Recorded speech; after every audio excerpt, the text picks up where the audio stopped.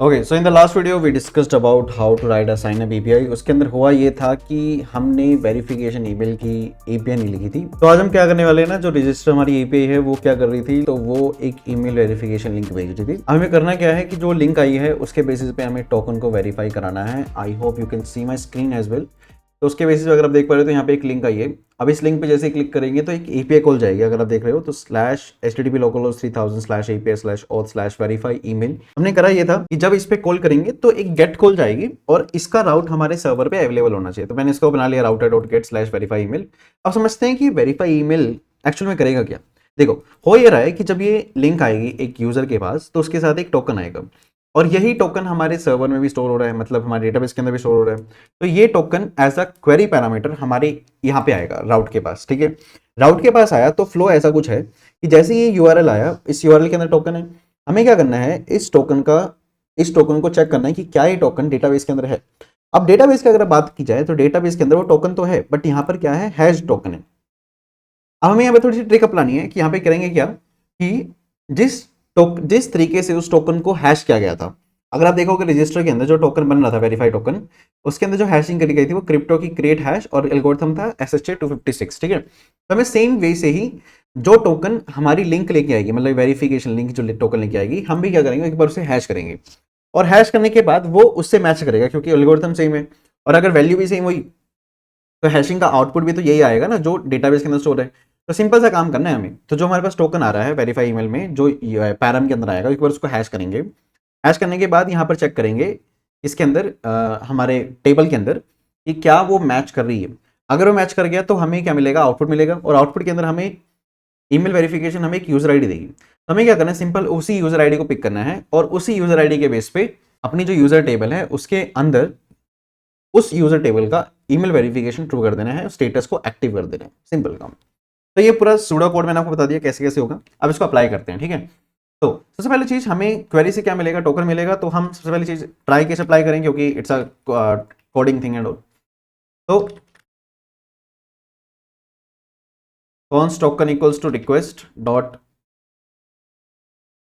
Query, हमने token निकाल लिया। अब हम क्या करेंगे, इफ नॉट टोकन, अगर हमारे पास टोकन नहीं है, लेट्स सपोज टोकन नहीं आता है या फिर इन एनी केस अगर टोकन नहीं है हमारे पास, यूआरएल नहीं लेके आ पा रहे, तो नॉट टोकन का कोड क्या होगा, रिटर्न करेंगे हम यहीं से ही और रिस्पॉन्स डॉट स्टेटस भेज देंगे, दैट इज 400। और सिंपल सा कोड भेजेंगे कि जेसन के अंदर मैसेज कर दो कि भाई एक मिनट,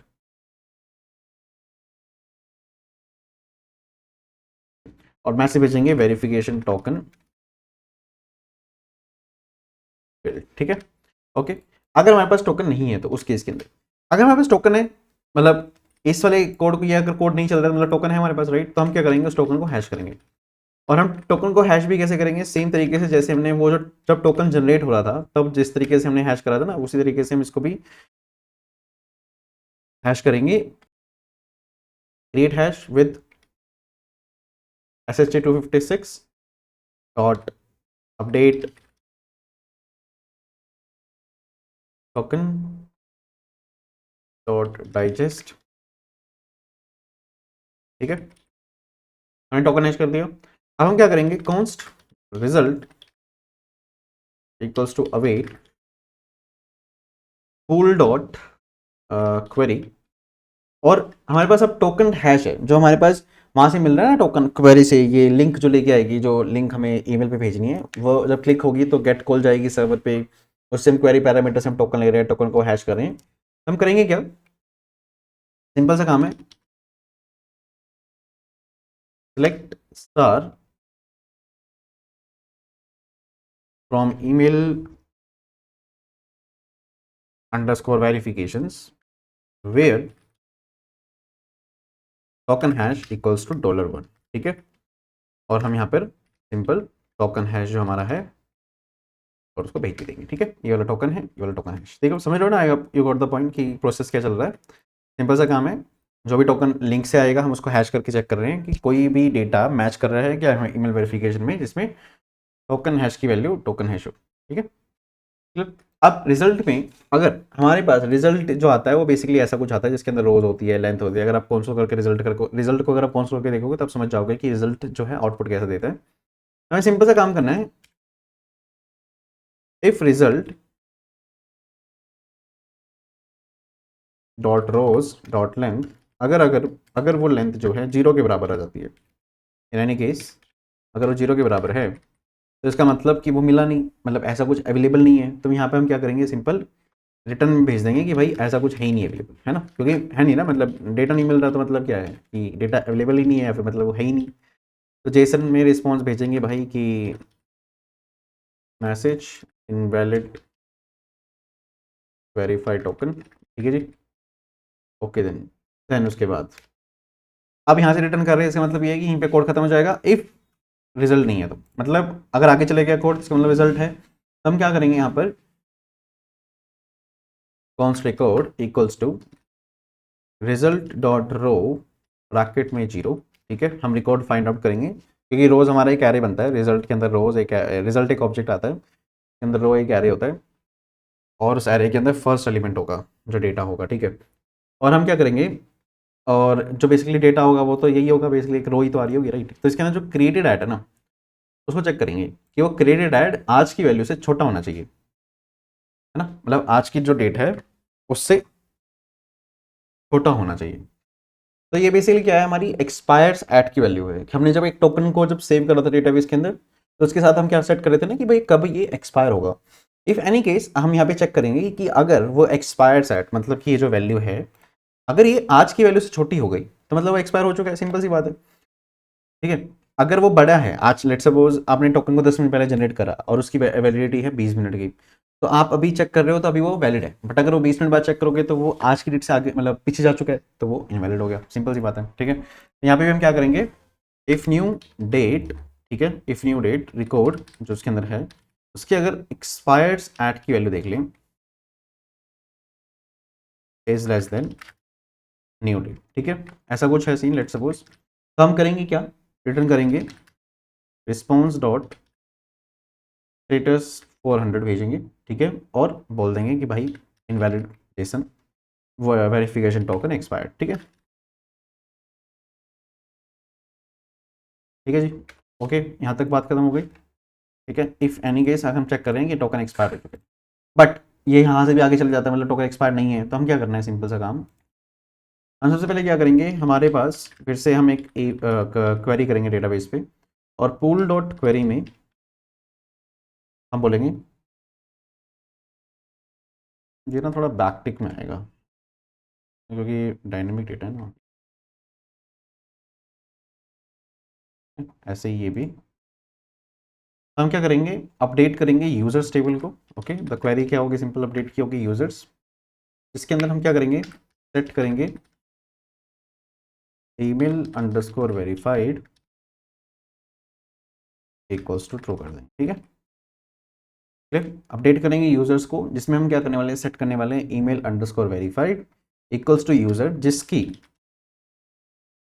आईडी, उस यूजर्स टेबल के अंदर जिसकी आईडी जो है $1, मतलब कि उस टेबल उस रो को जो मैच करा है जिसका टोकन ईमेल वेरिफिकेशन के अंदर उसकी यूजर आईडी के साथ, समझे, रिकॉर्ड डॉट यूजर आईडी, ठीक है ना, ठीक है, मतलब जो ये रिकॉर्ड निकला है, मतलब लेट्स सपोज ये डेटाबेस है, डेटाबेस के अंदर ये जो रिकॉर्ड निकला है that underscore user underscore ID, ये आईडी हमारी यूजर्स टेबल के अंदर भी है, ये देखो यूजर्स टेबल है, उसके अंदर ये आईडी 10, एक मिनट कौन सा कोड है, आईडी 10 बन रही है यहाँ पर, और इसकी बन रही है यूजर आईडी 9।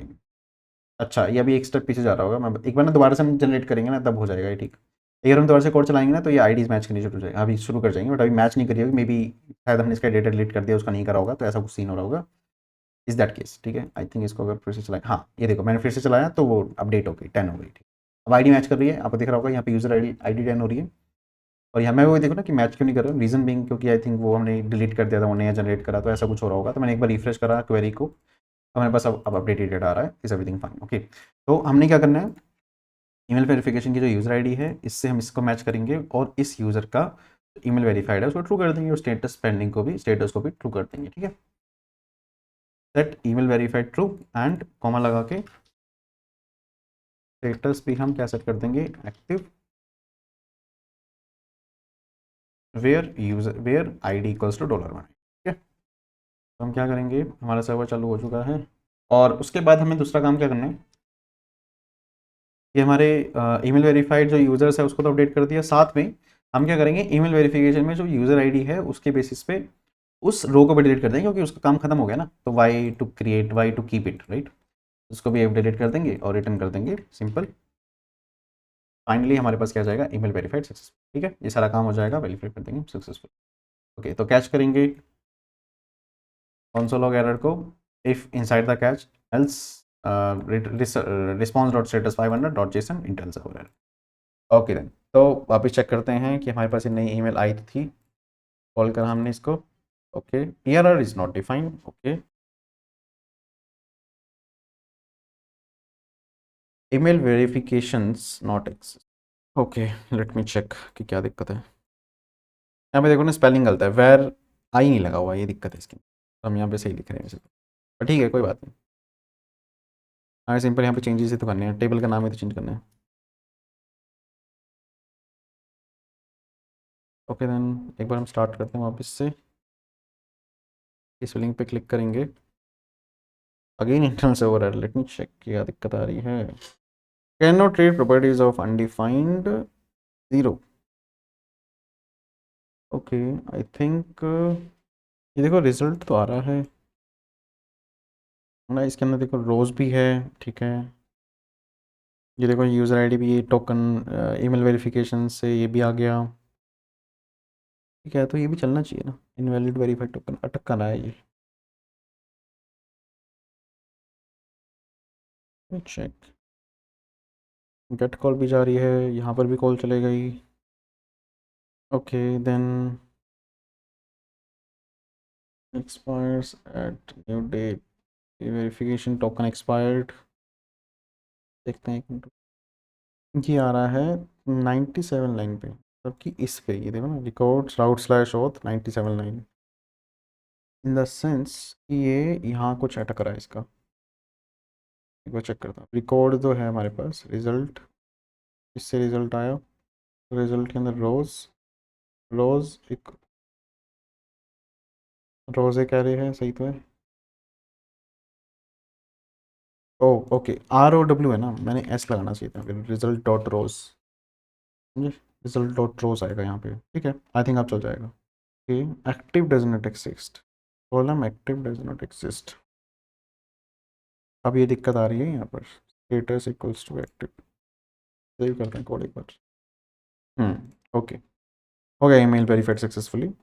फिर मैंने रिफ्रेश करा, दोबारा से कॉल गई, ईमेल वेरीफाइड सक्सेसफुली हो तो गया है। लेट मी चेक, क्योंकि अगर मैं इस पर कॉल करूँगा तो ये होना नहीं चाहिए, तो डिलीट हो गया है। तो इस पर कॉल करेंगे तो ईमेल वेरीफाइड ट्रू हो गया, स्टेटस पेंडिंग है, इसको स्टेटस को ट्रू करते हैं, एक्टिव करते हैं ना।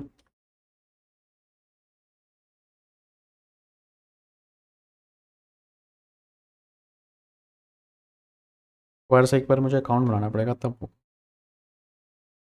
just a minute, need to create account again।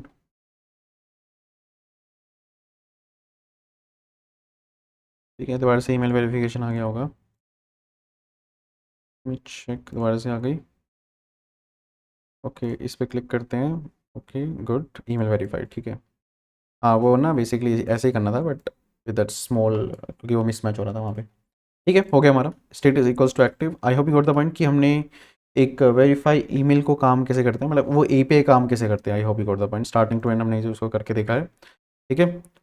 Next video के अंदर हम समझने वाले हैं कि ये रजिस्टर हमारी हो गई, स्लैश वेरीफाई ईमेल हो गई, ईमेल वेरिफिकेशन हो रही है। Now we will do that login API को प्रोडक्शन में कैसे लिखा जाता है, प्रोडक्शन ग्रेड, ऐसे कोई छोटी मोटी नहीं। नॉर्मली क्या होता है, लॉगिन ईमेल आया, पासवर्ड आया, चेक कर लिया, लॉगिन है ना। बट इसमें हम कैसे JWT टोकन सेटअप करेंगे, टोकन को कैसे एक्सपायर करेंगे, वो सारा ऑथेंटिकेशन फ्लो जो है हम पूरा इसको लिखने वाले हैं। I hope you got the point, let's meet in the next video, bye bye.